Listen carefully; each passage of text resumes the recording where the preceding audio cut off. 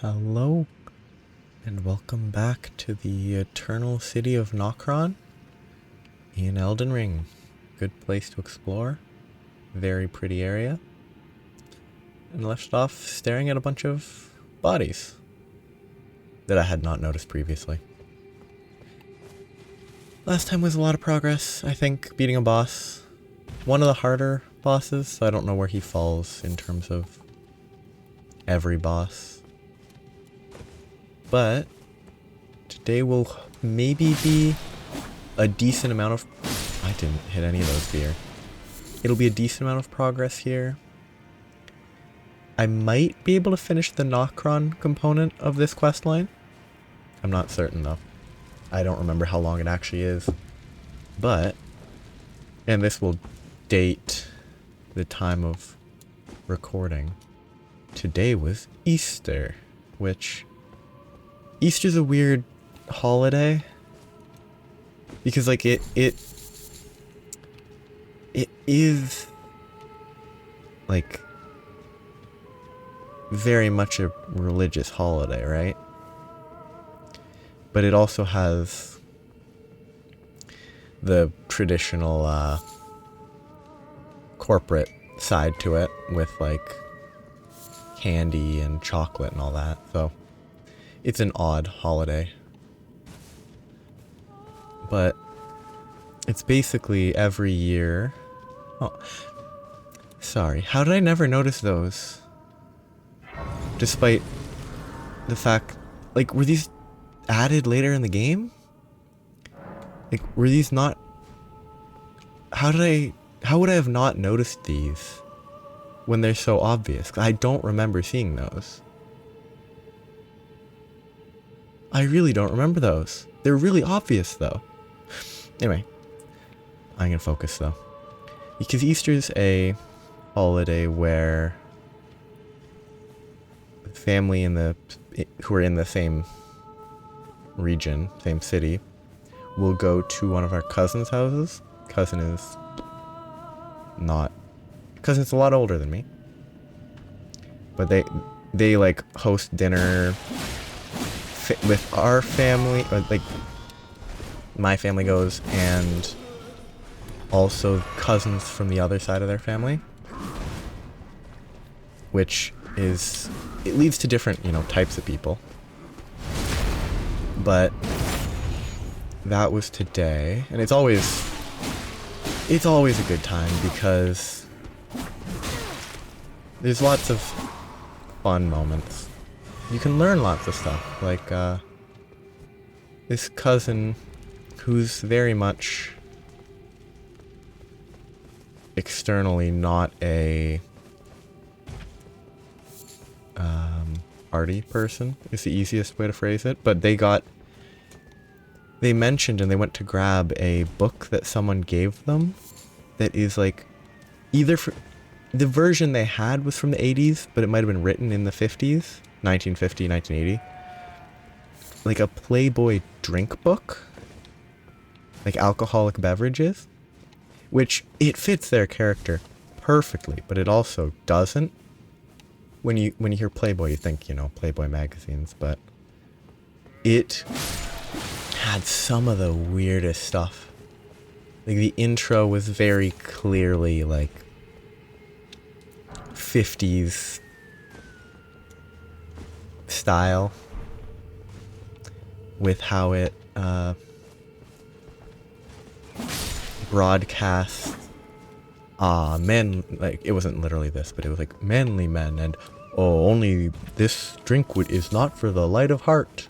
I don't think that's quite what they said, but it clearly had that element that drinking is for men, which is, it's a Playboy thing, so it's targeted at men probably, but yeah, it was a funny book to exist. And it was such a weird topic. They grabbed it near the end of dinner. Very odd. Someone was like, yeah, this is perfect for you. And they were absolutely right. But, because they have a lot of weird, like, older stuff They're sort of into, square dancing and similar, like, older fashioned activities. And it's kind of neat.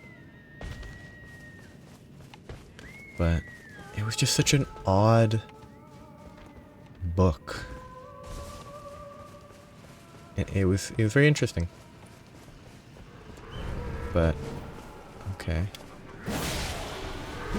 Oh. Okay. I'm gonna die. I should have died there. But yeah, this is like, it's not some interesting factual thing yet. I might talk about stuff later, but ooh, I should have been hit there. Like, my extended family will talk about the weirdest stuff. Like talking about any number of super specific topics. None very interesting, but oh. There was one weird topic that stood out that I genuinely can't remember.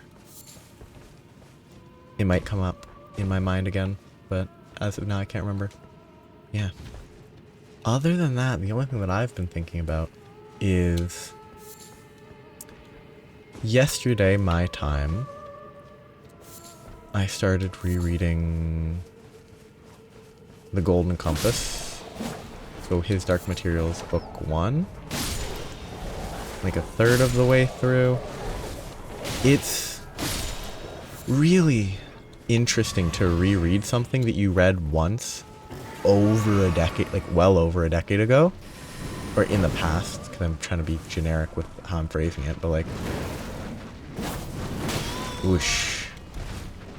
Like, as I'm reading it, I'm like, okay, I totally forgot about, I think I would pronounce it Daemon because it's D-A-E-M-O-N, but it could be Demon, I'm not sure. So it's the case of if you read something but you basically never hear it actually said, you don't really know how to pronounce it. But I always read it as Daemon because it's a distinction between that and demon. Okay, get off my screen, please. Ah, the input to get the thing off my screen didn't let me roll. Yeah, the whole thing with the daemons, the moment I'm like, oh yeah, this was in this, that instantly reminded me of a later point in the story that I had no, like, memory of regarding, I'll say separation, just because I don't want to spoil anything. Like, there's a whole thing about separation from the daemons. That it's kind of hinted at fairly quickly in the first book, but it's a very, the moment I remembered that those existed is the moment I was like, oh yeah, there's definitely a plot point later where something involving this occurs. Which is just sort of the things that stuck in my mind as, I think I read it as a kid, for sure. The things that stuck in my mind as a kid are there's specific moments that stuck with me. I believe my image of the final, like, scene has stuck with me. It's also not necessarily accurate to what... Ugh, I was hoping I could run away. I wasn't running perpendicular enough.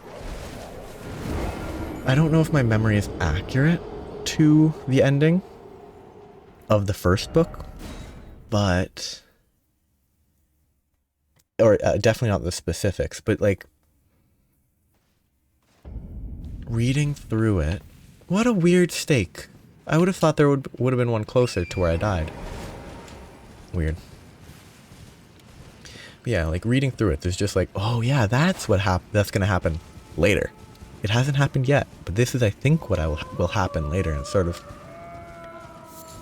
I was gonna say half memories, but it's less than half memories. It's like eighth memory, an eighth of a memory is all that I can remember. Like, some of it I'm fairly confident in my memory, but the only things that I'm actually confident about are the general outline, not specifics.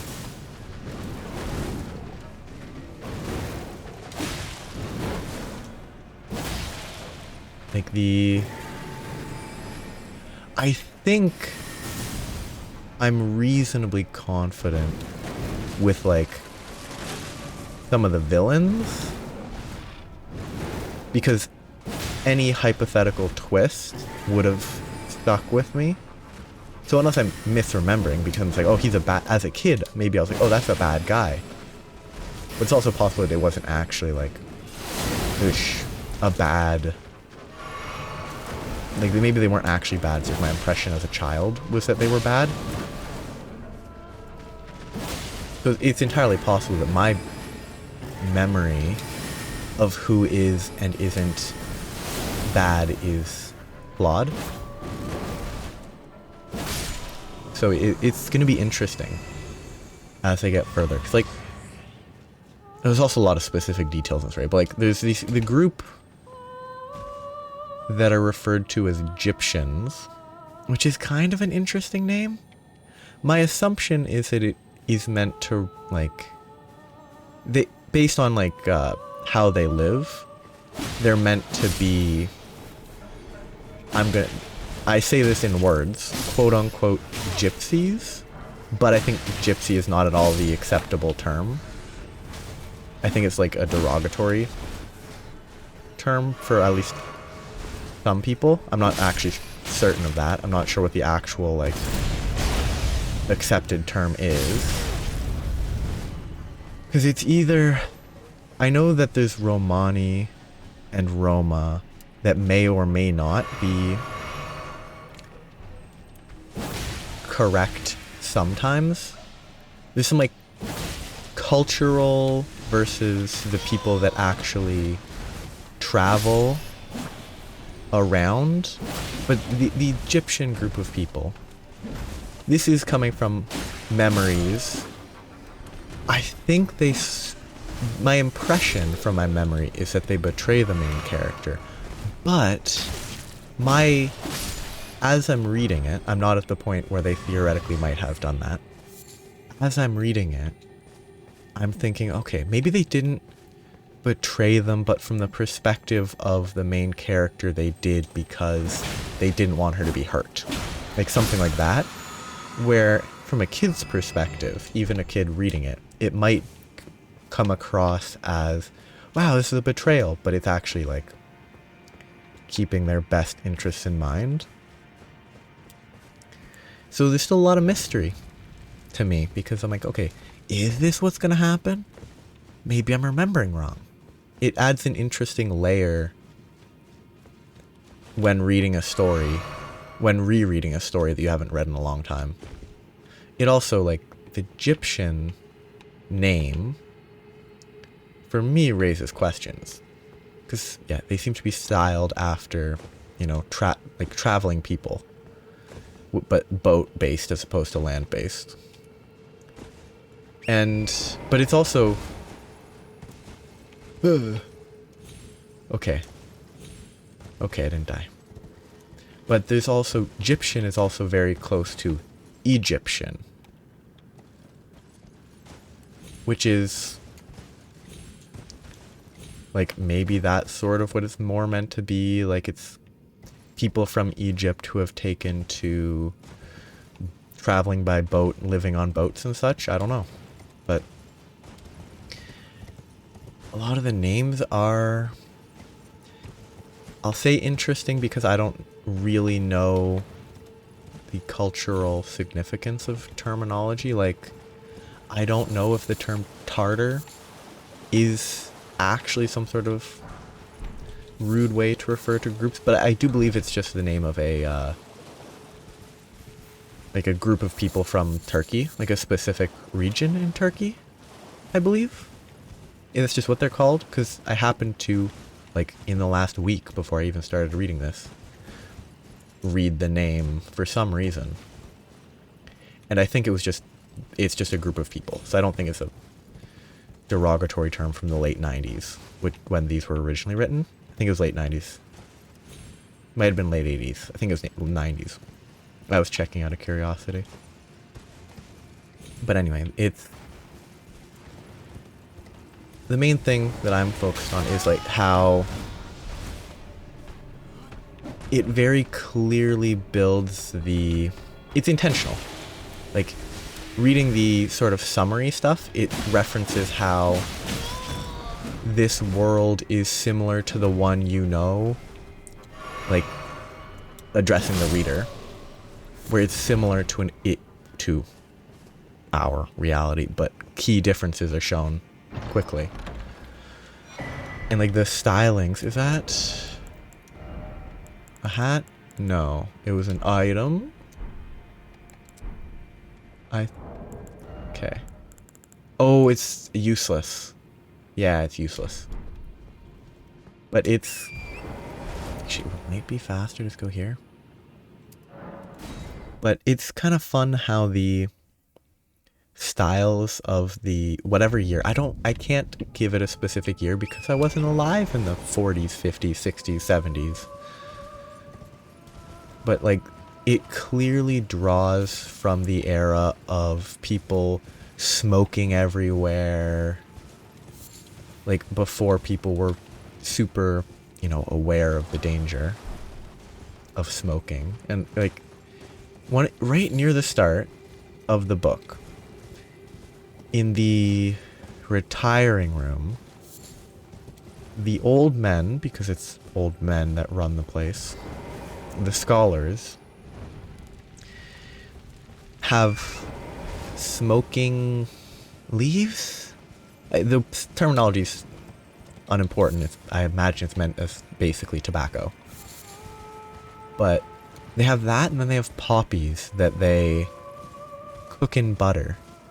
Whether that's a food consumption system or a veiled reference to opium in a children's book is something that I'm very uncertain about. And I mean, the reference wouldn't be a bad reference to have. It's just kind of interesting, because opium isn't burnt. It's heated up, and then it releases the chemicals into the air, and then it's inhaled. It's like, it could be referencing, they put poppies with butter, cook it, and it releases that. I imagine it's mostly meant to be food, but it's difficult to judge when they don't actually go into detail because it's just set deck. It's just decorating the environment. So it's not important. But it is something I'm very curious about, whether it's just, yeah, they just eat poppies. Delicious poppies. Or if it's a reference to how there's, you know, types of poppies that are used to produce opium. It's just very interesting. Personally, I think recreational drugs are wild to consume. But like, for me, it's mostly... Oh! Yes, you can't roll when there's text because you have to press the correct button to dismiss the text so that you can roll. Necessary design. Just, if I press the button to roll, close the text. That's just an annoying frustration that I have. Yeah, it's just something that's... I think they're all very... It's interesting, the difference between other... The consumption is weird, but... Yeah. I think a podcast talked about how opium was consumed because it was a medical podcast, and opium has medicinal properties because opium is used to, well, I mean opiates, painkillers, which are a big issue, but it does have medicinal value in numbing pain in extreme cases. But anyway, yeah, it's just kind of neat that it's a weird that I find it neat that it could have been a reference. Regal ancestor spirit. Ah, the other one wasn't regal. I might die once to this guy at least. He's pretty squishy though. Okay, I was actually not expecting a kick. Don't know why, but I just wasn't. Oh, that was early, but I didn't get hit.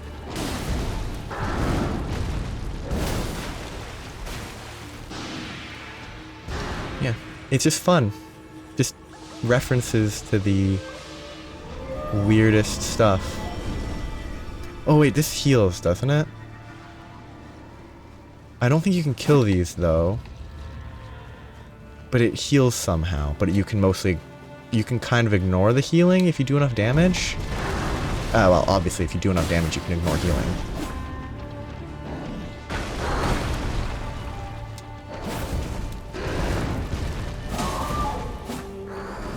Okay, that was a lot slower than I was expecting.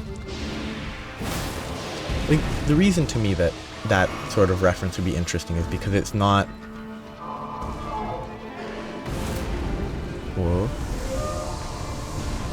This is where it heals. And I really don't know how to stop it healing. Yeah, a reference that is not super blatant is always... There's definitely something I'm supposed to hit. Like, there's definitely a way to stop it from healing. I just never figured out what it was.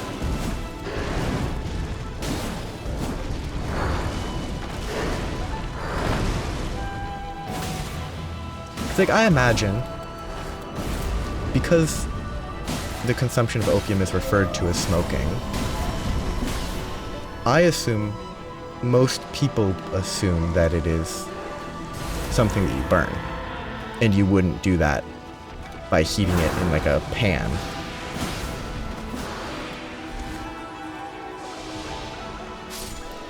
Yeah, he's gonna heal now?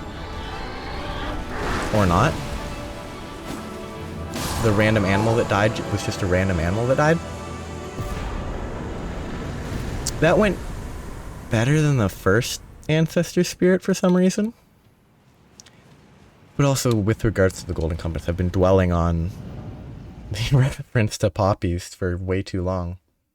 There are some interesting, like, things that I totally ignored as a kid because I didn't know. But it references how you can't eat, or to not eat polar bear liver. And in the book, they refer to it as like, oh, because there's poison in it.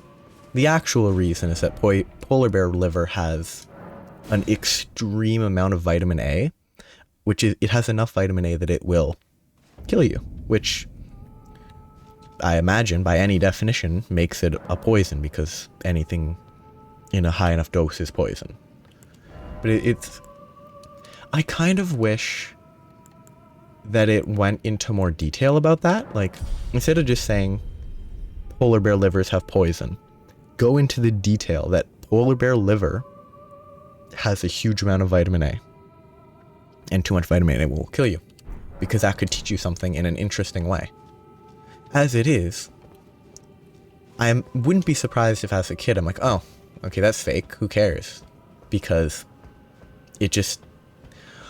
Why would polar bear liver be specifically poisonous? And I imagine as a kid I just kind of glossed over it because it's basically just a plot explanation that's probably a, you know, Chekhov's gun scenario where I can't remember about this. There's polar bears in the story. I imagine the girl probably has to... I know that she goes to the north. It's obvious very quickly. But I assume she has to hunt for food later in the story, and either she will eat a small amount of polar... Okay, no, that felt way too smooth, and it was way too smooth. I shouldn't be able to walk up this. I should have to jump. She's probably gonna have to eat polar bear liver or something, or take into consideration that she shouldn't eat polar bear liver and then she doesn't die from that. Or she eats it, gets really sick, and then survives. Something like that is probably going to happen. But that's a side detail that I wouldn't remember enough about. But it's... as I think about that, I'm just like... There's specific elements of the later books that I don't remember very well, but that reading the first book makes me think about. Like, there's a lot of detail that is relevant later that is introduced pretty quickly. Well, admittedly, characters. I'm pretty sure, if I remember correctly, Roger is an important character. He's introduced right at the start. He's given a name. Though, I mean, a few other characters are given a name, but they also just don't do anything. They're given a name once and then are mostly ignored. This thing shouldn't have blood. It shouldn't bleed. Because it's still the structure of the blob that it's made out of. It shouldn't have blood. Though that, if it can modify itself to have blood, that's an interesting, like, it would have interesting real-world applications. Pretty messed up real-world applications, but if it isn't just a non-sentient being, if it's sentient, it would definitely be messed up. Yeah, I'm gonna be trying to read through that series of books.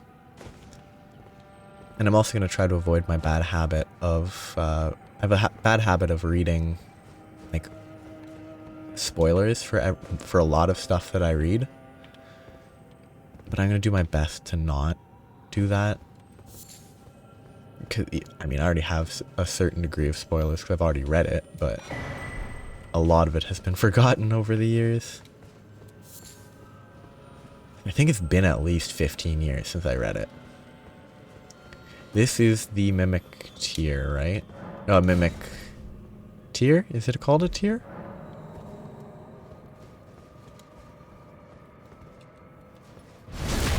But it's the item that's like the ultimate boss cheese because you can just get a strong enough setup, you use it to summon it, and you could, in the past, on release. Mimic tier Ashes, yeah. It was super good on release, and then it was, I think, very severely nerfed fairly quickly because it was a little bit too good. I mean, I personally don't care if it hadn't gotten nerfed because I don't use it, but it's probably the type of thing where I don't think nerfs in this type of game always make sense. I think sometimes they do, though. Like, I wasn't quick enough on my roll because I ran out of stamina. I'm dead. I can't move. I need to hide. I should be safe here. Never mind. I am safe.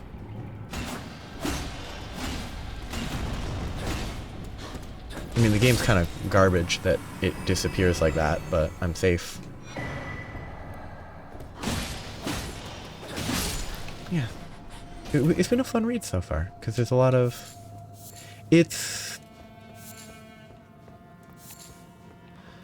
I think what helps it for me is... I actually think the main character is excellent. What? I thought they were spitting, like, dust in the air. What? The main character's great. Like, they're like a 10-year-old or whatever. But, like, it helps that they are a young child. So them trusting people too much, them taking people at their word, is reasonable. And then they learn information and they react to it. And I think overall it's like, they're not a dumb character. But when they make mistakes that to a certain extent you'd view as dumb, like trusting people very quickly sometimes, you can't really blame them because they are a child. Whereas when it's a story of young adult, upper teenager, and they do the same, like, trust everything, it can be grating and annoying because they should know better. And I bet as a kid, the fact that I would have been probably the same age as the protagonist, if not younger, would definitely like shape my impression of the other characters, which is kind of interesting. So I'm like curious how my impression of them might change. It could be that they won't change at all, and that my read on characters would be the same now as it was then. Not that my read is very settled in my mind. I'm just like,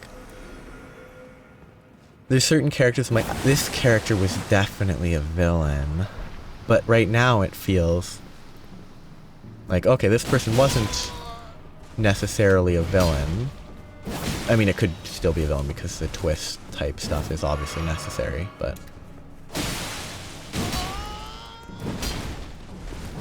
it makes it more interesting because my interpretation would definitely change. It also has a lot of very fun elements to it. It gets kind of their young child very impressionable, so it very quickly established thing that is kind of abandoned a bit because they change a lot, the character.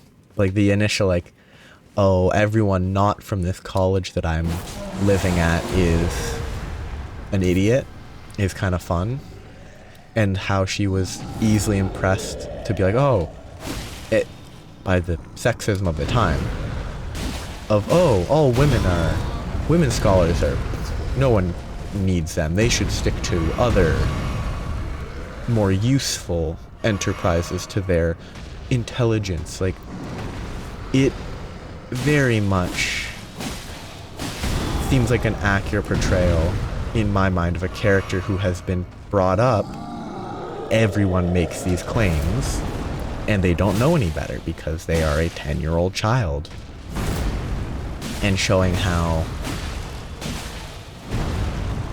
like indoctrination sort of can seep in a manner that indoctrination is maybe a little bit heavy-handed, but I'm over. It probably wasn't intentional, oh, this is what she needs to be made to believe, as much as it is that's the attitude of all of the old men around her. And so she's like, oh, that's the norm. That's what people think. It might not be intentional, especially given what happens fairly quickly into the story. But it's the type of thing that definitely as a child I wouldn't be like, oh yeah, okay, this is an example of how having a limited world, like limited worldview is not quite the right word, but it mostly gets the intent across. Like having a limited view of the world, which is different than worldview. But yeah, having a limited sample of people to interact with can really lead to biases. Is that it? Do I just go back to Ronnie now? I think I do. I believe I do. Like, as a kid, that kind of isn't what you focus on. What you focus on is like the adventure. Oh, the north. Oh, dust. What is up with the kid? What is up with the demon things?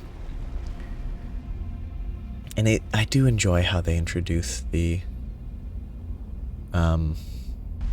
underlying world. Like, I think a little bit of repetition is maybe a bit like, within the first little bit, they introduce how the daemons stop being able to change forms after puberty. And then they introduce it again, but a little bit more explicitly, like out of character, meta information, Which I think if they hadn't introduced it a second time, it probably would have been fine. Ah, not blithe it seemeth. Even in my slumber I sensed it. It is in thy possession, is it not? My thanks. Finally all the pieces are in place. Soon must I begin my journey. Ah, but before I... So that's where I go to that My other thanks thing. For thy a strange gift perhaps. But I am certain now, I must thank Torrent too. You may leave. It was but brief. So I'll come back here after I do this. I would have never figured this out without checking the internet. Never in my life would I have figured out this step. I'm going to do it uninverted first, and then I'll do it inverted after. I might have to do that anyway, but I need to go east. I'm going to get distracted for... maybe I won't get distracted yet. I'll do it now, and then I'll get distracted and go to the north after. I got distracted from what I was talking about before that by the Rani questline. I was talking about Golden Compass. Was I talking about its impact reading it as a child? I don't think I was. See, this is my issue. I mean, I might be able to remember by, you know, checking the recording before next video, but... yeah, so I have to interact with that, with the inverted thing, and it will flip the entire tower upside down. But I never would have actually figured it out, because I wouldn't have had the patience to go check every little interaction location like that. But I can do it normal once. I'm trying to remember. Oh, wow. This is the epitome of my memory. And I don't think it's like anything except, at least not some bigger thing than I do think before I speak, but I don't, I'll say thoroughly think as I speak. It's much more like not stream of consciousness, that's way overstating it, but it's like, obviously I think, okay, is this okay to say? Obviously. How did that miss?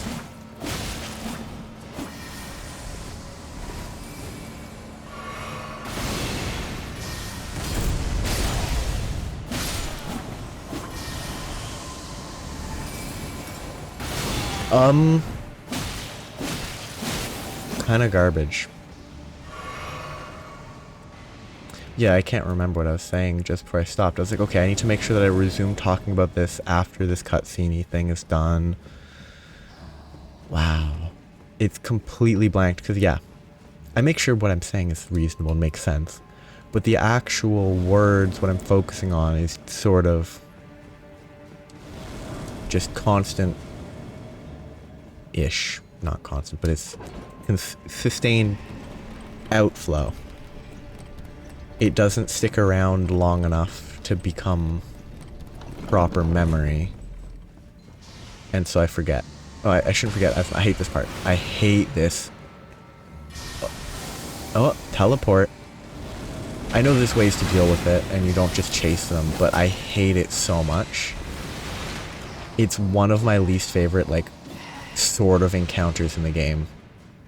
It's just obnoxious. Great timing on that. Somehow she knew I would be up there that exact moment. She. Miriam might not be a woman's name, but... I know part of what I was talking about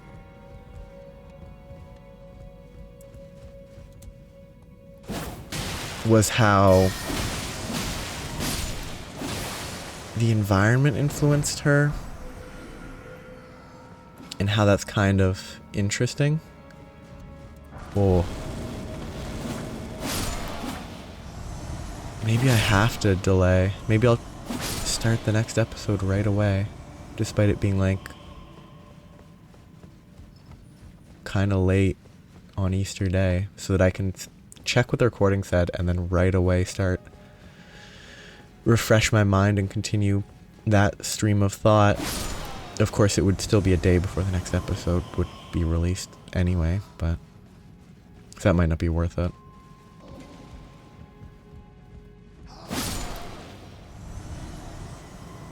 Oh, it's just remarkable how I'm completely unable to remember what I was saying.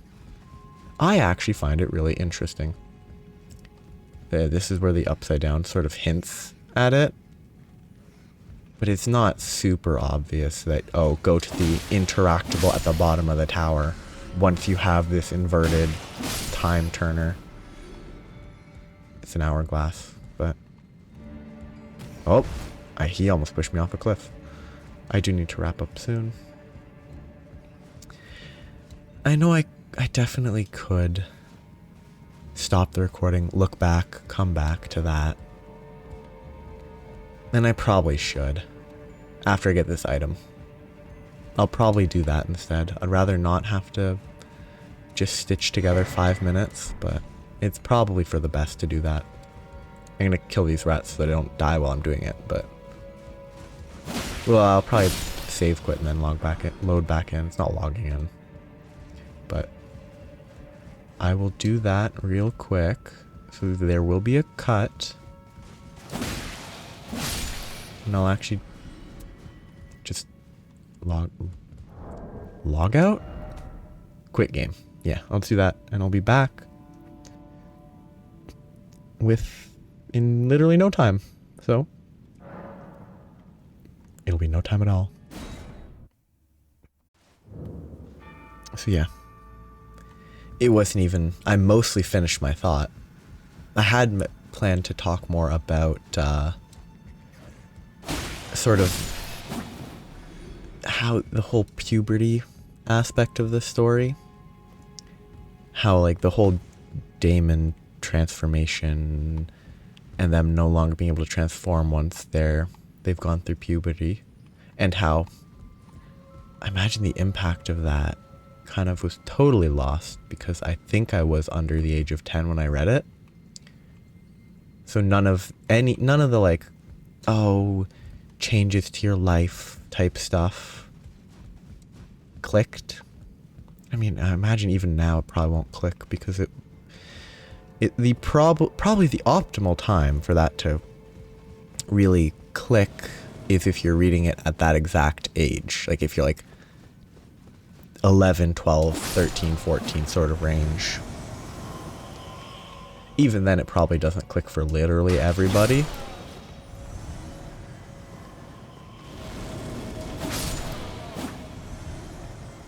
It's like, at least for me, it's a weird topic to talk about. For me, there was no point in my life where it was like sudden change in anything. Like, obviously, I've changed a lot from when I was a 6-year-old to my age now. That's obviously unavoidable. But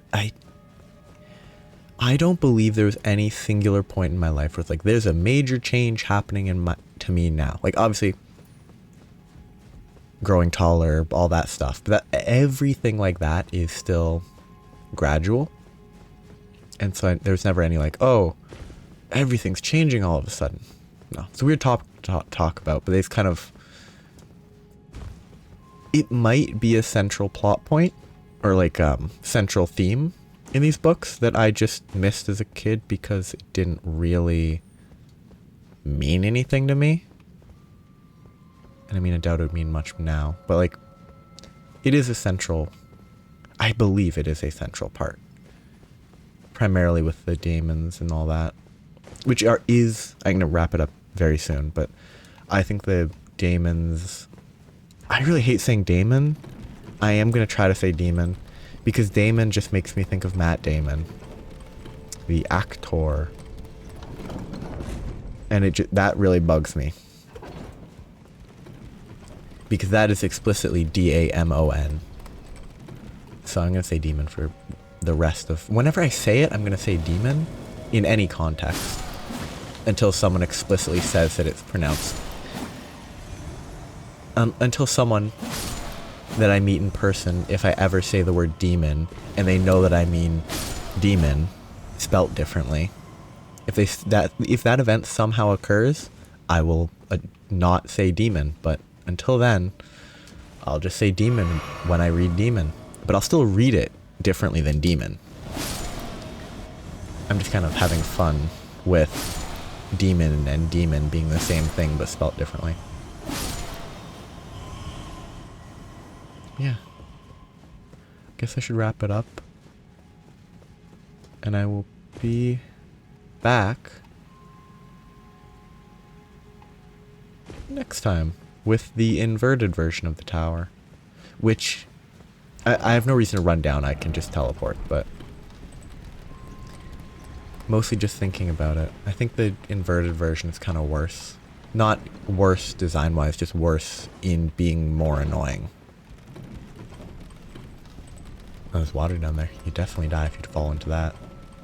Because this character doesn't know how to swim. No characters know how to swim. No one knows how to swim in these games. It's kind of funny. Actually, Sekiro actually does know how to swim. Whatever the main character's name is. Oh.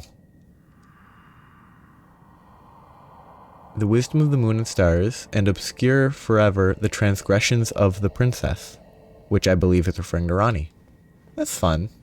I'm going to flip the thing right now, and then I'll wrap it up right after.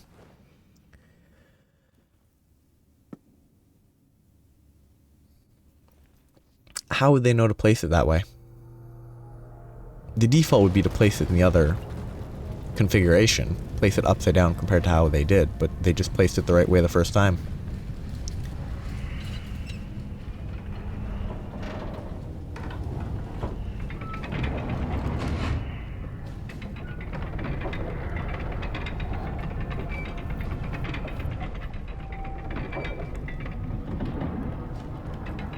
This is a moon, which is connected to Rani. Oh, and then yeah, at the top you see the two finger up above. I guess it being called the inverted statue makes sense that you would want to place it this way. But how would you know it's called the inverted statue in the game? You magic having individual? Yeah, the fingers. Well, hands. That's funny looking. It really looks quite funny.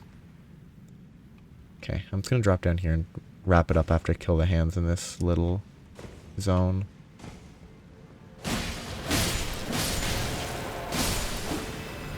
Just so I don't have to do that at the start next time. Yeah, I'll wrap up here. I don't have any... Oh, the only fun facts I have are very limited. So, I might not have a lot to say. Oh, that's... Oh. I didn't pay enough attention when I played it previously. Neither of the 2 times I've been here did I actually pay attention to the fact that the water is flowing upwards. I was just like, okay, gotta get down to business. Gotta go fight the Preceptor Miriam over there. Gotta kill them quick, because they're really annoying. I was like, okay, down to business. I didn't actually sit here to observe the water going up, and that is a very good effect. It really does make it quite uncomfortable.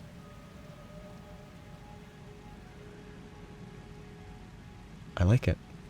So yeah, I'll wrap up there, and I'll clear this area next time. This will get me to the 2 finger. And then I can't remember what comes next after that. I might remember once I get there. It's probably go back to Rani. After I go back to Rani, she might be doll form. And then when she's doll form, I need to go to the river area? I can't remember. I haven't explored enough. I need to take time off of focusing just on making progress and instead just kind of explore for a little while. But yeah, I'll wrap up here. I meant to wrap up like 3 minutes ago. But yeah, stopping here. Have a nice day. Bye.